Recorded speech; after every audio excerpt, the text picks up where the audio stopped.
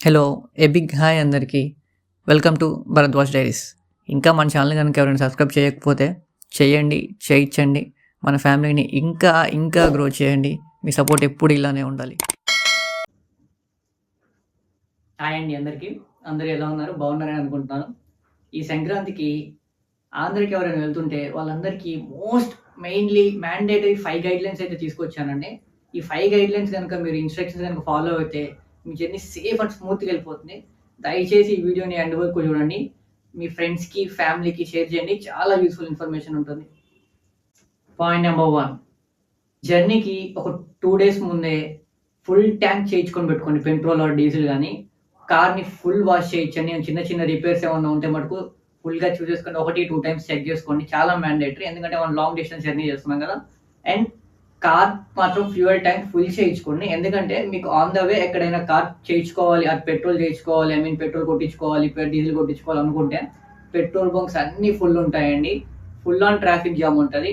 And that two petrol బంక్‌లో ఇంకా extra ఉంటది. So, ఆ వెయిటింగ్ లైన్ గాని, ఆ క్యూ గాని ఇవన్నీ మనకి హెడేక్స్‌గా తయారవుతాయి.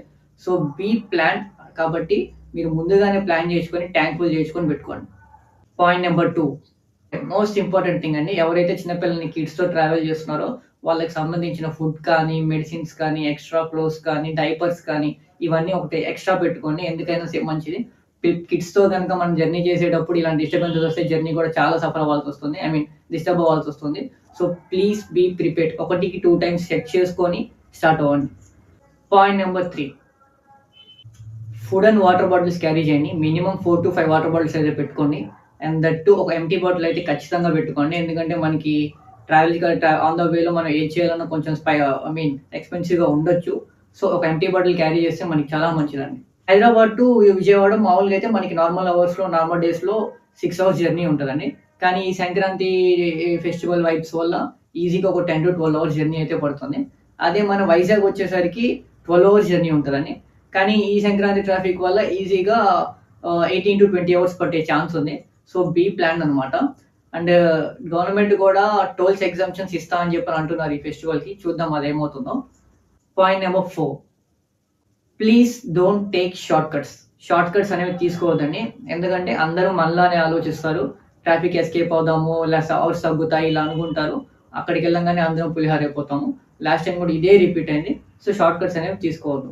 మీరు మెయిన్ హైవే తీసుకుంటే మీకు ప్లస్ పాయింట్ ఏంటంటే మీరు టైర్డ్ అయిపోయినా గానీ, మనకి హైవేలో డాబాస్ కానీ, రెస్టారెంట్స్ కానీ, వాష్‌రూమ్స్ కానీ మనం టైర్డ్ అయిపోయినప్పుడు కొంచెం రిలాక్స్ అవ్వడానికైనా స్కోప్ ఉంటుంది. షార్ట్ కట్స్‌లో ఇవేం అట్లా ఉండవు. So, please don't take short cuts. ఎటు వెళ్ళినా అదే ట్రాఫిక్ ఉంటుంది కాబట్టి షార్ట్ కట్స్ అనేవి అవాయిడ్ చేసేయండి ఫుల్‌గా. పాయింట్ నంబర్ 5, ఎర్లీగా స్టార్ట్ అవ్వడానికి ట్రై చేయండి. ఎంత ఎర్లీగా క్రాస్ చేస్తే అంత మంచిది.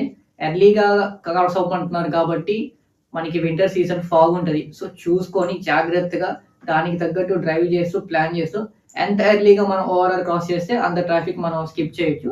So, be planned. Phone charging ఫుల్‌గా ఉందా లేదా అండ్ హెల్ప్‌గా పవర్ బ్యాంక్స్ ఒకటి క్యారీ చేసుకోండి.